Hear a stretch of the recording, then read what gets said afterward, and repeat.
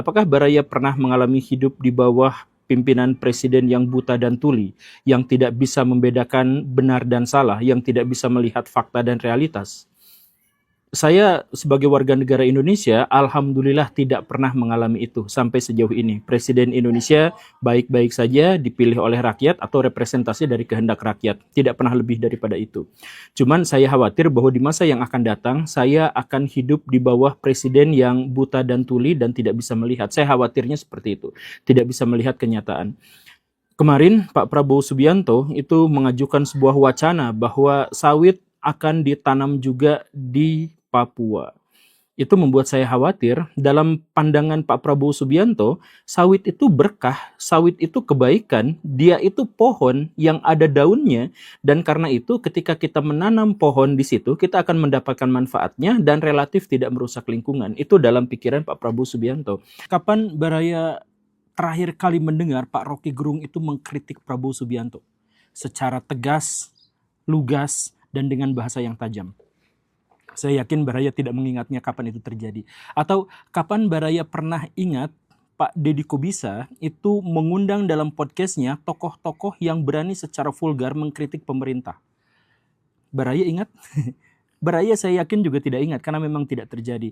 Baraya ingat nggak kapan terakhir kali Ibu Najwa Shihab melakukan kritik dengan bahasa yang sarkas seperti biasanya, seperti dulu-dulu terhadap pemerintahan Pak Prabowo Subianto? Kapan Baraya pernah mengingatnya? Nah, apakah karena Pak Prabowo Subianto adalah pemimpin yang hebat, yang handal, yang baik hati dan dicintai sampai tidak ada yang mengkritiknya sampai sejauh ini? Bukan seperti itu. Kalau Baraya melihat data yang dikeluarkan oleh Amnesty International, Baraya akan melihat hal yang sebaliknya, bahwa Pak Prabowo Subianto itu adalah presiden paling represif sejak zaman reformasi. Bayangkan Baraya, ada 5.538 orang sampai sejauh ini yang mendapatkan perlakuan buruk dari aparat penegak hukum dan penegak keamanan di Indonesia sejak era Pak Prabowo, dan itu adalah yang paling tinggi. Seperti yang saya katakan di awal dan saya katakan berulang-ulang bahwa Pak Prabowo itu belum tentu jadi orang jahat, tetapi dia sangat berbahaya karena kemampuan yang luar biasa dalam mengelola konflik. Dan beliau itu dikelilingi oleh orang-orang yang sangat loyal, sangat setia, dan memiliki pengaruh yang sangat luar biasa. Dan orang-orang yang mengelilingi Pak Prabowo sekarang itu adalah orang yang jauh lebih berkompeten, jauh lebih hebat dalam menganalisis dunia dan negara, termasuk menganalisis musuh-musuhnya dibandingkan dengan era Pak Jokowi. Jadi kita masuk ke zaman kediktatoran yang tidak terlihat. Apakah Baraya pernah mengalami hidup di bawah pimpinan presiden yang buta dan tuli, yang tidak bisa membedakan benar dan salah, yang tidak bisa melihat fakta dan realitas? Saya sebagai warga negara Indonesia, alhamdulillah tidak pernah mengalami itu sampai sejauh ini. Presiden Indonesia baik-baik saja dipilih oleh rakyat atau representasi dari kehendak rakyat. Tidak pernah lebih daripada itu. Cuman saya khawatir bahwa di masa yang akan datang, saya akan hidup di bawah presiden yang buta dan tuli dan tidak bisa melihat. Saya khawatirnya seperti itu. Tidak bisa melihat kenyataan. Kemarin Pak Prabowo Subianto itu mengajukan sebuah wacana bahwa sawit akan ditanam juga di Papua. Itu membuat saya khawatir. Dalam pandangan Pak Prabowo Subianto, sawit itu berkah, sawit itu kebaikan, dia itu pohon yang ada daunnya, dan karena itu ketika kita menanam pohon di situ, kita akan mendapatkan manfaatnya dan relatif tidak merusak lingkungan. Itu dalam pikiran Pak Prabowo Subianto. Ya, tentu saja kita tidak akan pernah menafikan manfaat dari sawit, bahwa di situ menggerakkan ekonomi, bahwa itu turut serta dalam membangun bangsa Indonesia, ekspornya itu bisa memberikan kita devisa yang luar biasa dan sebagainya. Hal-hal semacam itu adalah hal yang tidak bisa kita tolak, itu bisa kita pastikan. Hanya saja kemanfaatan ekonomi dari perkebunan sawit itu kan tidak sebesar dampak buruk yang dihasilkan untuk bangsa ini, khususnya dalam jangka panjang, bahwa sawit itu mungkin akan kita andalkan dalam penerimaan devisa dalam 10-20 tahun ke depan, itu bisa saja terjadi. Tetapi setelah itu, hutan yang dirubah menjadi lahan sawit itu kan tidak bisa dikembalikan, itu menjadi permanen atau setidaknya membutuhkan ratusan tahun untuk dikembalikan. Jadi kalau kita hanya membutuhkannya dalam 2 dekade tetapi kita justru malah menghancurkan alam kita sampai ratusan tahun berikutnya, bukankah itu adalah tindakan yang konyol? Nah, di episode kali ini saya ingin menjelaskan kepada Baraya bahwa wacana, bahkan sekedar wacana pun, wacana terkait dengan penanaman sawit di Papua itu resikonya terlalu besar dan bisa saja menjadi bencana ekologis, bencana sosial, dan bencana politik yang dampaknya itu akan menjadi sangat masif. Simak videonya sampai tuntas, yuk kita bahas. Nggak usah intro, kelamaan. Hal pertama yang ingin saya sampaikan adalah bahwa perkebunan dengan hutan itu adalah dua hal yang berbeda. Sehingga penyebutan sama-sama ada daunnya itu sama sekali tidak relevan untuk diucapkan, apalagi oleh seorang presiden. Kenapa seperti itu? Saya ingin uraikan beberapa di antara perbedaannya ya. Yang pertama, perkebunan itu meniscayakan perubahan kontur tanah dan struktur serta lapisan tanah. Jadi ketika kita membangun perkebunan, maka tanah yang bergelombang harus diratakan, kemudian sungai-sungai akan dibelokkan, kemudian didirikan banyak sekali selokan-selokan, kemudian ada tanggul-tanggul dan lain sebagainya. Nah, ini mengubah kontur daratan secara keseluruhan. Itu adalah hal yang pertama. Kemudian yang kedua, perkebunan itu membutuhkan pupuk yang secara alamiah justru tidak boleh ada di sana. Nah, penyediaan pupuk ini juga lagi-lagi akan mengubah unsur hara di dalam tanah. Dan karena itu, maka semua ekosistem itu akan berubah di atas perkebunan. Itu hal yang kedua. Kemudian yang ketiga, perkebunan itu monokultural. Dan karena itu, dia akan membatasi dan atau menghilangkan komoditas-komoditas atau tumbuhan-tumbuhan yang lain selain dari yang dibutuhkan dan diinginkan oleh manusia di area itu. Jadi kalau dulu mah dalam satu petak hutan seluas 1 hektar, ada begitu banyak tumbuhan, ada begitu banyak hewan dan sebagainya. Maka kalau jadi perkebunan, dalam hal ini perkebunan sawit, maka tanaman yang boleh ada di situ hanya sawit. Selain tanaman sawit, maka yang lain disebut sebagai hama atau gulma. Begitu kan? Walaupun aslinya dia ada di situ, tetapi ketika dia sudah berubah menjadi perkebunan, maka dia sama sekali tidak boleh diterima. Demikian pun dengan hewan-hewan. Hewan-hewan di hutan itu ekosistemnya sudah terjaga. Harimau jumlahnya sekian sudah seimbang dengan jumlah buruannya. Ulat itu sudah seimbang dengan daun yang dimakannya. Semuanya seperti itu. Tetapi ketika sudah jadi perkebunan, maka harimau dan babi hutan dari statusnya awalnya adalah hewan langka berubah menjadi hama. Babi hutan kalau masuk perkebunan kan jadi hama. Betapapun babi hutan itulah sebenarnya pemilik dari tanah itu, dari leluhur sebelum-sebelumnya memang habitatnya udah ada di sana. Ketika sudah berubah menjadi perkebunan, dia berubah menjadi hama. Demikian pun harimau berubah menjadi ancaman. Dan itu adalah hewan-hewan yang besar, yang kecil-kecil juga sama aja gitu. Jadi ada ulat-ulat yang biasanya ada di sana, ada kupu-kupu yang ada di sana, serangga, cacing, dan sebagainya juga ada di sana. Itu semuanya tidak boleh ada di sana, dan disemprotin sama pestisida dan insektisida. Semuanya dirubah menjadi sawit. Dan dalam hal itulah maka hutan dengan perkebunan lagi-lagi itu sangat berbeda. Kemudian perkebunan yang monokultural itu juga berinteraksi dengan tanahnya dengan cara yang sangat berbeda dengan kalau dia adalah hutan. Kalau monokultural akarnya ya segitu-segitu saja, kemudian berhadapan dengan sungai ya begitu-begitu saja, berhadapan dengan angin begitu-begitu saja. Nah, kalau hutan itu kan sudah sangat berbeda, akar satu dengan akar yang lain saling menunjang, kemudian hewan satu dengan hewan yang lain sudah menunjang dan sebagainya. Maka ingin saya tegaskan sekali lagi bahwa hutan itu tidak sama dengan perkebunan dan sawit tidak sama dengan pohon yang lain betapapun sama-sama ada daunnya. Dan ingin saya tegaskan ini baru perbedaan di permukaan. Kalau kita melihat sawit sebagai industri, sebagai yang menggerakkan ekonomi, maka itu kan harus dibuat dalam skala yang sangat besar, skala yang sangat-sangat masif. Dan karena itu, maka biasanya perubahan dari hutan berubah menjadi perkebunan itu harus dibakar. Karena itu adalah cara yang paling instan dan cara yang paling murah. Maka saya tanya kepada Baraya, sejak kapan hutan di Sumatera itu berubah menjadi lahan sawit? Sejak zaman Orde Baru. Khususnya mulai terjadi dan marak itu di tahun 1995.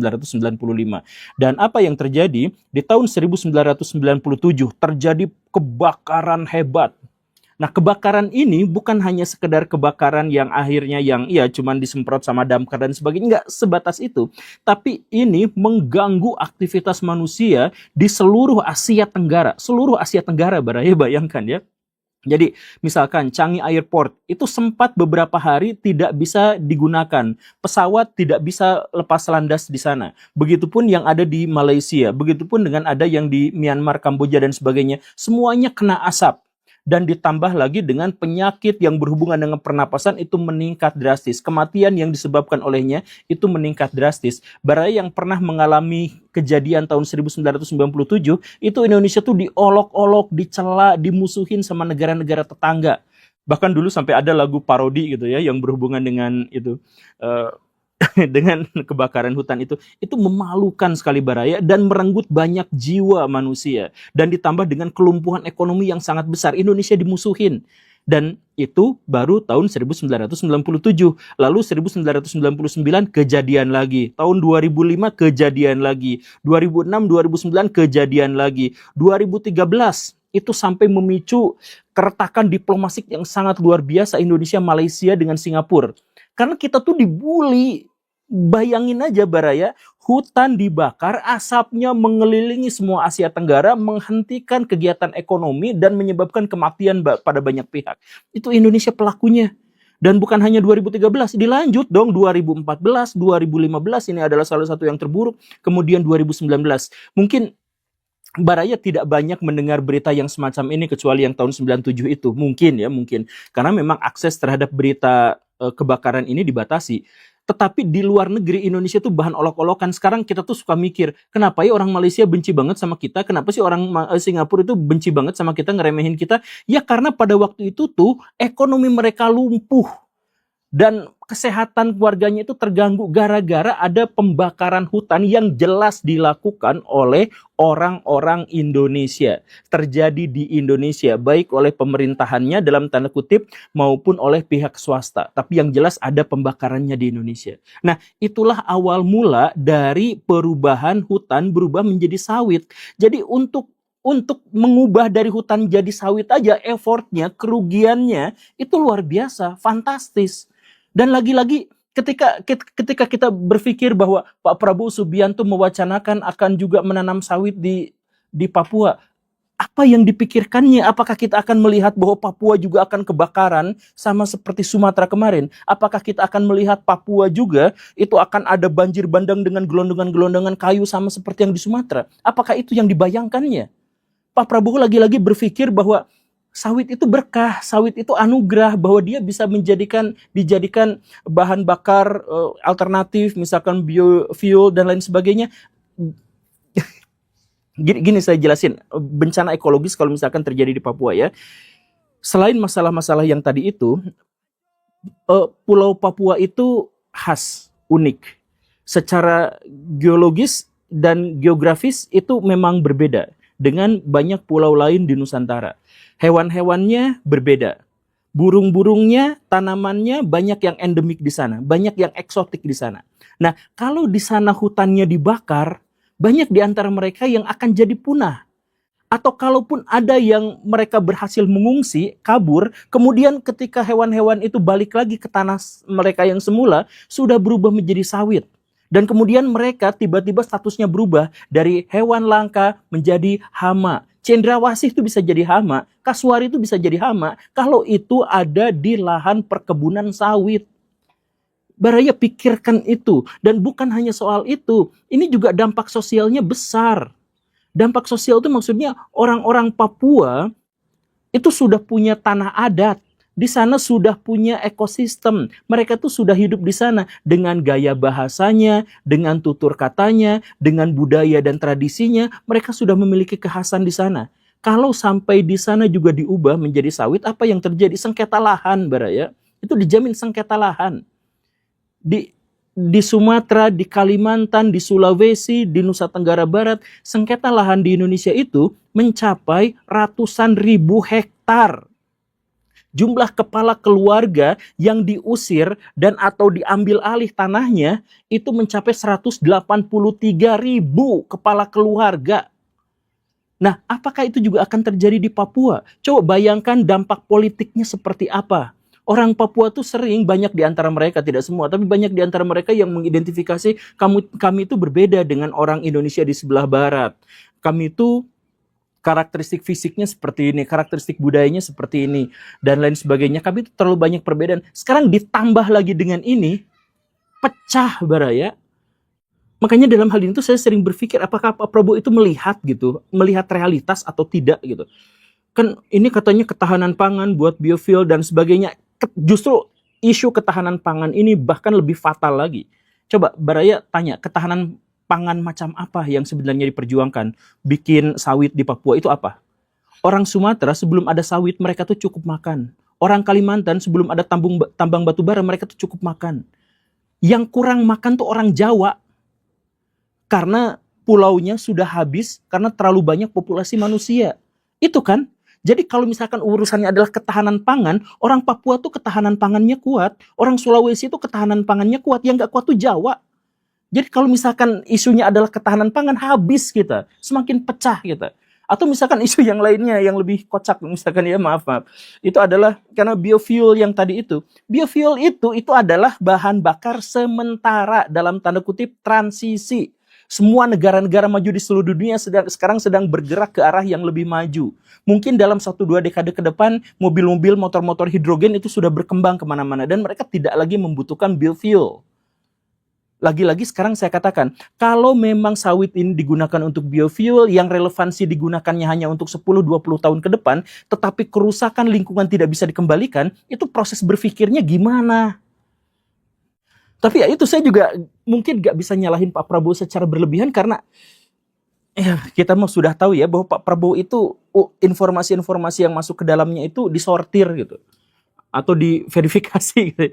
Saya nggak tahu, makanya kemarin pas saya bikin video yang Pak Prabowo itu anti kritik gitu ya dan sebagainya, kayaknya itu juga nggak didengar deh. Yang mendengarnya mungkin adalah Pak Deddy Kobisa, Pak Rocky Gerung, Ibu Najwa mungkin mendengar itu. Dan ya saya juga dalam video itu sebenarnya agak berlebihan menyebut bahwa mereka itu sama sekali tidak mengkritik gitu ya. Sebenarnya ya mereka mengkritik, cuman intensitasnya tidak sebesar sebelumnya.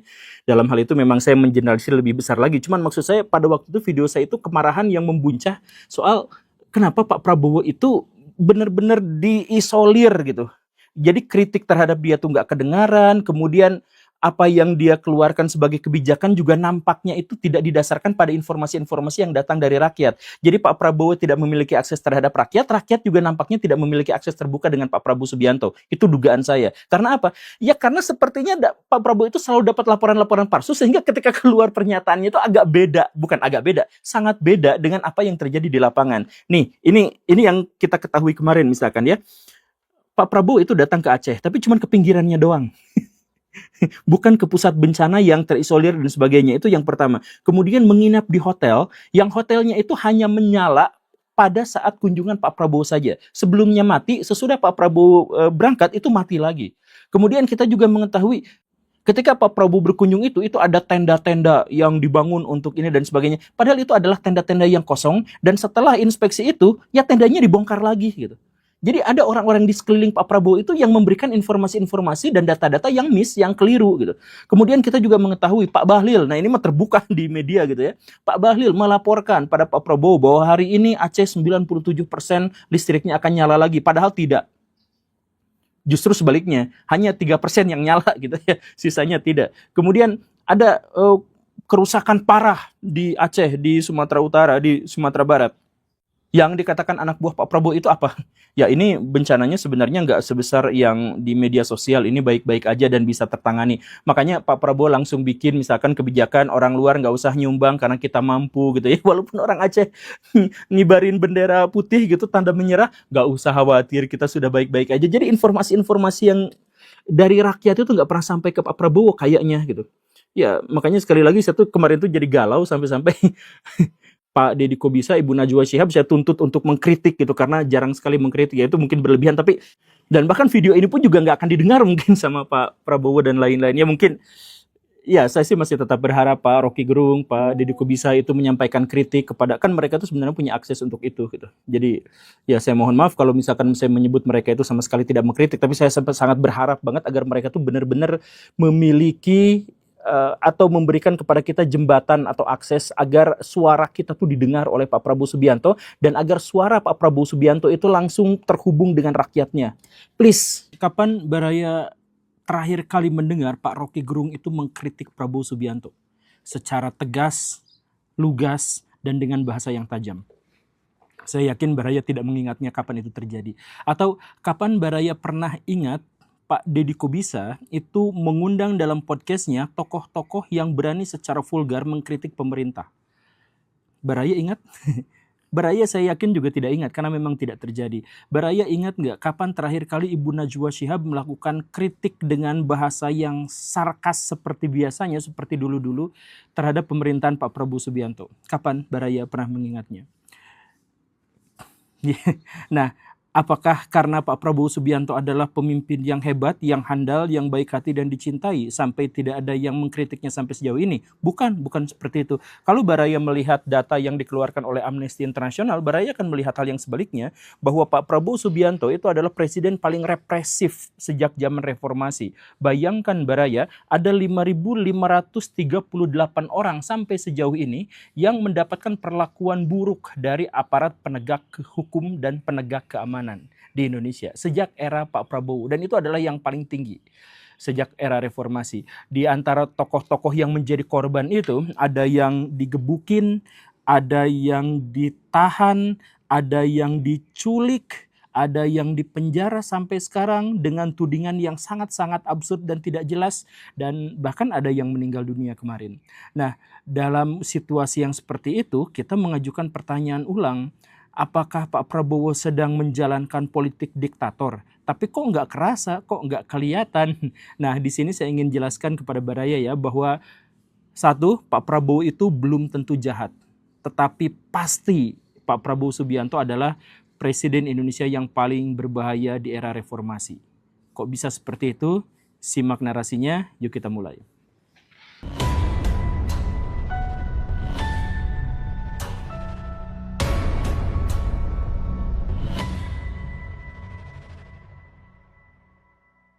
Ada sebuah mitos politik yang beredar yang mengatakan bahwa tidak ada seorang pun pemimpin di dunia modern saat ini yang tidak membaca buku Machiavelli, khususnya El Prince. Saya tidak percaya sebenarnya dengan mitos itu, ya pasti ada aja yang tidak baca buku itu. Tetapi saya termasuk orang yang sangat percaya bahwa Pak Prabowo Subianto adalah orang yang membaca buku-buku itu dan terinspirasi darinya. Bukan hanya gara-gara Pak Prabowo itu adalah seorang kutu buku yang sangat senang membaca, bukan hanya gara-gara itu, tetapi gara-gara tindakan-tindakan Pak Prabowo akhir-akhir ini nampaknya memang adalah saran yang cukup sering direpetisi oleh Machiavelli dalam buku-bukunya. Apakah buku itu sebenarnya berbahaya? Ya tidak juga. Saya hanya menjelaskan bahwa buku itu adalah buku filsafat politik yang paling amoral. Saya kutipkan saya jelaskan sedikit rangkumannya yang sering diulang-ulang dalam buku itu. Begini, ini saran Machiavelli kepada para pemimpin ya. Pemimpin itu wajib memperhatikan opini publik dan membuat citra darinya. Adalah wajar pemimpin bermoral di depan publik tetapi oportunis di belakang layar. Tujuan dari kekuasaan adalah menghimpun kehendak pada dirinya, dan pemimpin yang terlalu murah hati akan melemahkan pemerintahannya dan atau negaranya. Karena itu, pemimpin harus bertindak sesuai realitas, bukan idealisme moral. Dan untuk mempertahankan kekuasaan, ia harus dicintai dan ditakuti secara bersamaan oleh rakyat, kalau mungkin.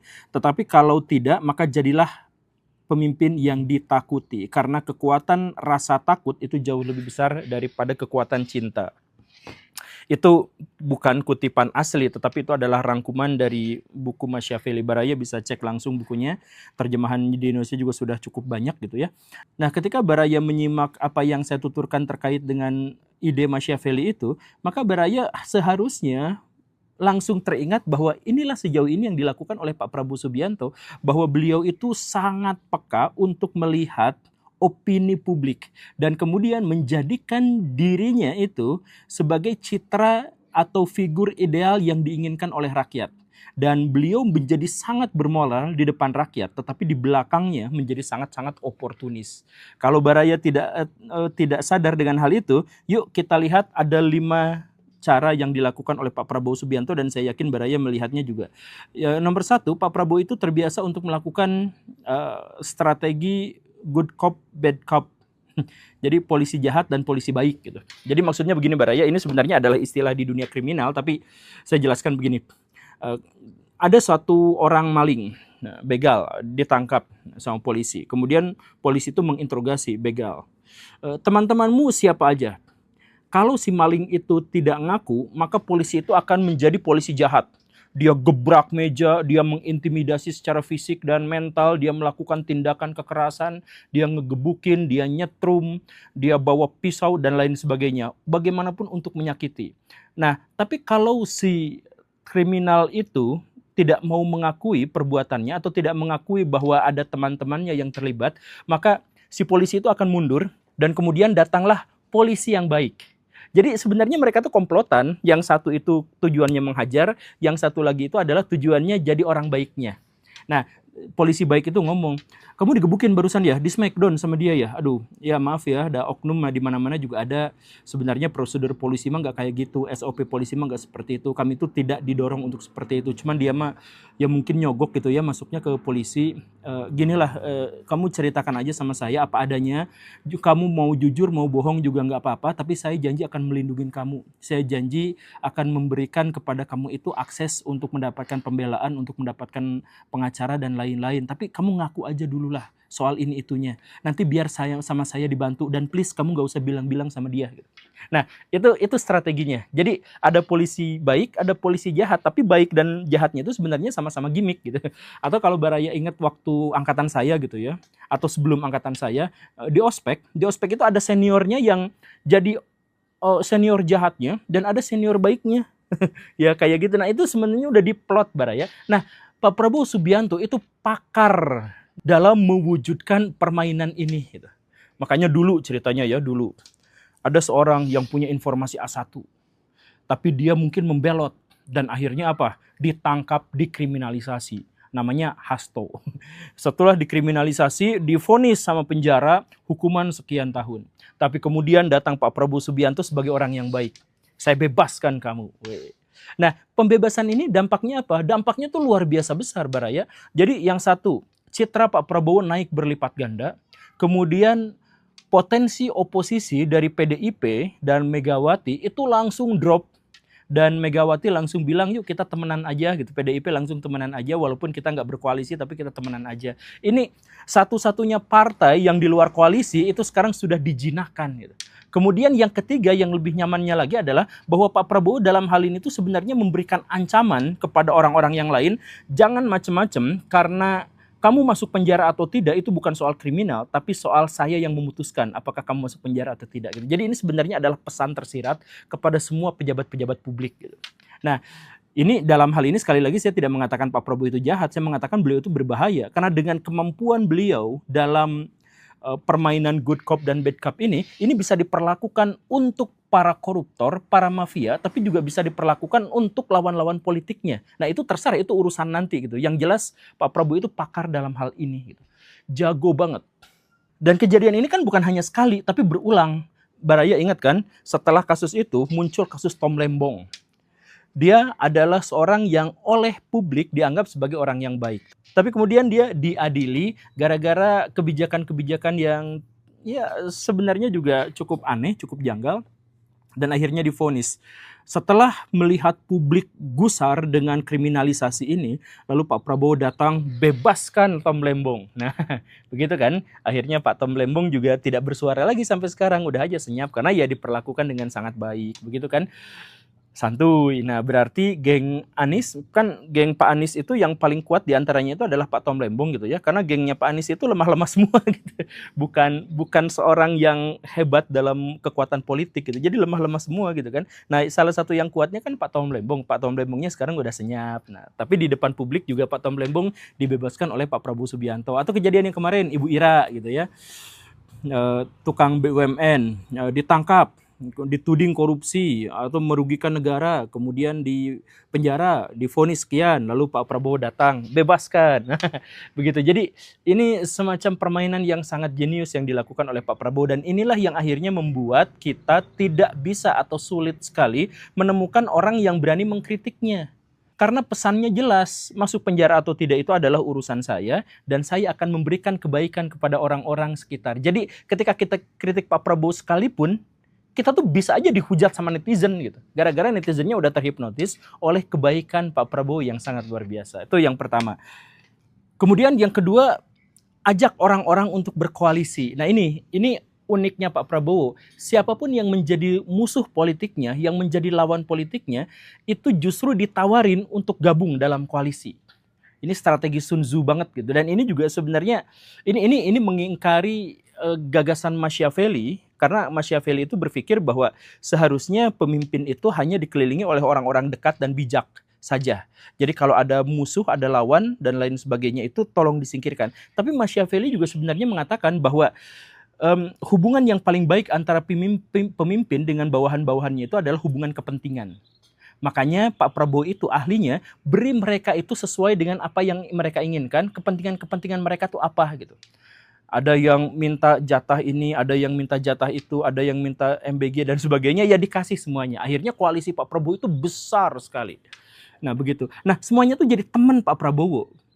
Bayangkan yang dulu mengkritik kayak PKS gitu ya, yang apa itu tiba-tiba tuh jadi dekat sama Pak Prabowo Subianto. Ya udah dikasih. Nah tapi konsekuensinya yaitu kabinet kita jadi terlalu besar, jadi gemuk banget gitu kan. Ya karena semuanya tuh dikasih jatah gitu. Yang dulunya oposisi biar bungkam kasih jatah ini itu gitu semuanya gitu. MBG itu kan buat teman-temannya di tentara gitu dikasih, ya, segala rupanya tuh dikasih. Nah, pada akhirnya Pak Prabowo itu tidak memiliki oposisi politik dalam hal ini gitu. Jadi kita mau misalkan kalau dulu misalkan ya ke Pak Jokowi, bisa nggak kita kritik Pak Jokowi? Bisa, karena ada Paroki Gerung, kemudian ada partai anu yang bisa menyampaikan aspirasi kita tuh untuk menggeruduk Pak Jokowi. Tetapi kalau Pak Prabowo itu nggak ada. Sekarang partai politik mana yang bisa kita gunakan untuk menyuarakan kritik kita terhadap Pak Prabowo? Nggak ada. Karena semuanya udah langsung direkrut. Nah, tapi ya itu tadi masalah utamanya itu adalah seperti yang dikatakan Machiavelli, mereka itu kan nanti bisa aja tidak setia gitu. Nah, makanya sama Pak Prabowo ini pinternya itu adalah mereka dibiarkan berkelahi, mereka dibiarkan bentur-benturan untuk mendapatkan kepentingannya, untuk mendapatkan keinginannya, mereka sengaja dibentur-benturkan. Nah, setelah dibentur-benturkan akhirnya apa? Akhirnya terciptalah musuh alamiah buat publik. Nah inilah yang kemudian digunakan oleh Pak Prabowo Subianto untuk menjadi bumper. Nah ini jenius banget Pak Prabowo tuh. Jadi misalkan gini lah, Baraya kenal Bahlil, Pak Bahlil itu dihujat habis-habisan, dicaci maki habis-habisan, karena kebijakan-kebijakan yang sebenarnya di-ACC oleh Pak Prabowo Subianto. Kan Pak Bahlil itu dihujat misalkan karena bikin tambang di Papua gitu ya, kemudian merusak lingkungan, kemudian investasi soal Pertamina dan sebagainya. Nah, apapun kebijakan dari Pak Bahlil itu kan sesungguhnya adalah perwujudan dari keinginan Pak Prabowo Subianto sebagai presiden. Tapi kritik kita itu hanya mentok pada Pak Bahlil, kita nggak punya akses untuk mengkritik orang yang di belakangnya. Gitu kan? Nah itu jagonya itu. Jadi koalisinya diperbesar, setelah itu mereka biarkan berantem. Nah setelah berantem itu kan nanti akan ada musuh publik, musuh musuh bersama gitu. Nah gitu. Atau yang kemarin kejadian bencana di Sumatera, siapa yang jadi public enemy-nya? Zulhas. Padahal deforestasi besar-besaran itu antara 3 sampai 5 kali lipat yang terjadi di Sumatera itu dimulainya sejak era Pak Prabowo Subianto. Jadi 1 tahun masa pemerintahan Pak Prabowo, deforestasi di Indonesia itu naik 3 sampai 5 kali lipat di berbagai daerah. Tapi kalau kita mau mengkritik, kita mengkritiknya itu kepada Pak Zulhas. Kenapa Pak Zulhas? Karena dia adalah dari partai. Nah, jadi kan partai-partai Pak Prabowo itu dimasukin koalisi, diberantemin, nanti ada musuh Pak kuat-kuat gitu ya, yang diopinikan jadi penjahatnya, yang diopinikan jadi orang baiknya dan sebagainya.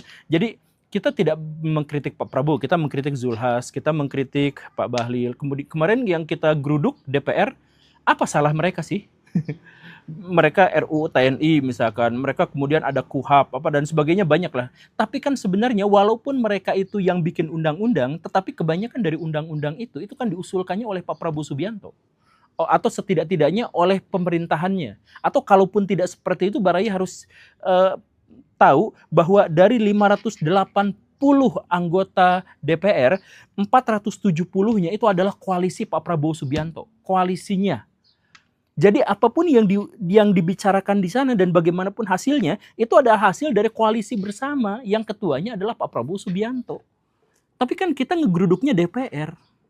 Nah, ini jeniusnya Pak Prabowo, nggak bisa dikritik karena dia bikin bumper yang begitu banyaknya, penjahat-penjahat politik sengaja dimasukkan ke dalam koalisi untuk dihujat aja di situ. Jadi kalau Baraya ngobrol sama orang-orang Intel gitu apa segala rupa gitu.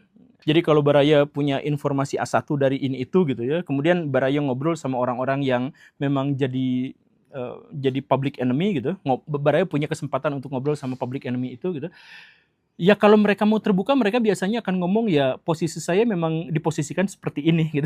Emang dijadikan sebagai samsak untuk dikorbankan, ditumbalkan untuk bisa mengawal kebijakan-kebijakan di belakangnya yang bahkan jauh lebih besar gitu. Tapi kan masyarakat sudah kadung membenci orang ini gitu. Jadi kayak Pak Zulhas, kayak Pak Bahlil sekarang bahkan ketika mengeluarkan kebijakan-kebijakan yang baik pun akan dianggap buruk. Sedangkan orang yang meng-ACC kebijakan-kebijakan itu, tindakan yang buruk pun tetap akan dianggap baik oleh masyarakat. Nah, pinter banget ya. Makanya baca buku El Prince karya Machiavelli. Pemimpin itu harus baik di ruang publik walaupun di belakang dia bisa berlaku oportunis. Dan setiap kebijakan pemimpin itu harus didasarkan pada realitas, bukan ideal moralitas. Ya, itu yang kedua. Kemudian yang ketiga, jinakan para leader opinion. Jadi para pemimpin opini, para pemimpin narasi itu harus dijinakan. Dijinakannya dengan apa? Ya diajak ngobrol, diajak ketemu, diajak diskusi, ditawarin dengan apa yang mereka mau. Inilah yang saya bilang Pak Rocky Gerung misalkan. Pak Rocky Gerung itu kan katanya janjinya itu tidak akan mengkritik pribadi presiden, tapi mengkritik presidennya. Tapi kan terhadap Pak Prabowo tidak pernah dilakukan. Justru mengkritik Jokowi lagi gitu kan, Gibran lagi gitu. Nah, kita nggak tahu apa yang sebenarnya ditawarkan oleh Pak Prabowo Subianto di belakang layar terhadap Pak Rocky Gerung. Kita nggak tahu itu. Atau misalkan ya kita lihat ya teman saya Pak Deddy Kobisa. Ya maaf ya Pak Deddy. Jadi ceritanya begini Baraya, Pak Deddy itu adalah seorang yang idealis, seorang yang nasionalis, seorang yang sangat mencintai bangsa dan negara ini. Saya bisa yakinkan itu kepada Baraya. Jadi walaupun mukanya kadang-kadang ngeselin, tapi beliau itu nasionalismenya kuat sekali. Nah, beliau itu punya podcast, dan dari podcast itu tamu-tamunya kan luar biasa. Dan dari situlah Pak Deddy Kobisa itu mendapatkan informasi-informasi A1 yang sebagian diantaranya cukup berbahaya untuk disampaikan di ruang publik. Nah, jadi dalam konteks itu, Pak Deddy itu sebenarnya adalah orang yang sangat berbahaya terhadap pemerintahan. Karena dia punya informasi. Karena apa? Ya karena dia kan ngobrol, ketemuan sama tokoh-tokoh politik ini, tokoh-tokoh aktivis ini, dan sebagainya. Dia tuh tahu banyak, di belakang layar tuh dia tahu banyak. Nah, karena itu, satu, Pak Deddy itu sangat berbahaya karena punya podcast yang besar. Dua, Pak Deddy itu adalah orang yang sangat nasionalis. Maka mungkin saja datang utusannya kepada Pak Deddy, Pak mau nggak jadi letnan? Letnan mau nggak? Wah mau banget karena Pak Deddy kan sangat idealis. Dia tuh menunggu-nunggu bagaimana caranya dia bisa berkontribusi terhadap bangsa dan negara ini secara legal gitu kan. Dia tuh pengen seperti itu gitu. Sama seperti para patriotis yang lain. Nah ya udah yuk mau nggak jadi letkol? Setelah jadi letkol apa? Setelah jadi letkol diperlakukan dengan sangat baik. Kemudian ditunjukkan bagaimana cara kerja pemerintah, ditunjukkan bagaimana pembelaan pemerintah terhadap rakyat dan lain sebagainya. Ya akhirnya sejak saat itu kita tidak ingat lagi Pak Deddy Kobisa ngundang orang yang menjadi oposisi. Ya atau yang mengundang oposisi secara signifikan gitu. Jadi podcastnya sekarang juga jarang menjadi viral gitu, jarang menjadi ya karena ya B aja ketika ada masalah, ketika ada hiruk pikuk, Pak Deddy justru cenderung untuk membela pemerintah gitu. Ya sebenarnya membela pemerintah itu nggak dosa Baraya. Sekali lagi ya membela pemerintah itu nggak dosa. Tapi kalau pemerintahan dibela terus-terusan bahkan ketika melakukan kesalahan oleh seorang yang dulunya biasa mengundang para oposisi untuk bergabung dalam meja podcastnya, maka ya kita sekarang mengerti kenapa itu bisa terjadi gitu. Demikian pun dengan yang lain. Jadi Pak Prabowo itu pakar dalam hal ini gitu. Jadi otoritarian atau kediktatoran tidak harus mewujud dalam bentuk kekerasan, kekejaman, enggak. Tapi bisa dengan cara yang seperti ini. Baraya saya kasih informasi ya, yang mungkin Baraya tidak akan dapat dari manapun. Gitu. Mungkin gitu ya. Bahwa kalau ada leader opinion di Indonesia yang pengaruhnya kuat terhadap masyarakat, itu tuh pasti ditawarin jabatan. Pasti. Jadi nggak dimarahin, tapi justru malah wah Anda luar biasa, Anda baik hati dan lain-lain. Mau nggak jabatan ini untuk bisa menunjang kehidupan, untuk bisa menunjang nalar kritis Anda dan lain-lain, dikasih jabatan ya kayak gitu. Ada yang dikasih komisaris, ada yang dikasih jabatan wakil menteri, ada yang dikasih macam-macam lah. Sebenarnya ada yang dikasih. Saya nggak akan bilang siapa aja di antara mereka gitu ya, tapi yang jelas orang-orang yang Baraya idolakan sekarang mungkin, atau orang-orang yang Baraya anggap dia itu adalah penyambung aspirasi rakyat dan sebagainya, itu ada di antara mereka tuh yang ditawarin, ada di antara mereka yang menerima dan ada di antara mereka yang menolak. Tapi kalau menolak ya resikonya juga agak besar gitu. Jadi kalau ya udahlah, nggak usah banyak cerita soal itu ya. Tapi itu yang ketiga. Kemudian yang keempat, yang keempat juga ternyata adalah rahasia. Keempat dan kelima itu rahasia. Bukan gara-gara saya diintimidasi atau apa, bukan gara-gara apa, enggak, biasa aja. Cuman sederhananya begini, seperti yang saya katakan di awal dan saya katakan berulang-ulang bahwa Pak Prabowo itu belum tentu jadi orang jahat. Tetapi dia sangat berbahaya karena kemampuan yang luar biasa dalam mengelola konflik. Dan beliau itu dikelilingi oleh orang-orang yang sangat loyal, sangat setia, dan memiliki pengaruh yang sangat luar biasa. Dan orang-orang yang mengelilingi Pak Prabowo sekarang itu adalah orang yang jauh lebih berkompeten, jauh lebih hebat dalam menganalisis dunia dan negara, termasuk menganalisis musuh-musuhnya dibandingkan dengan era Pak Jokowi. Jadi kita masuk ke zaman kediktatoran yang tidak terlihat begitu. Terima kasih karena sudah menyimak. Saya Guru Gembul. Assalamualaikum warahmatullahi wabarakatuh.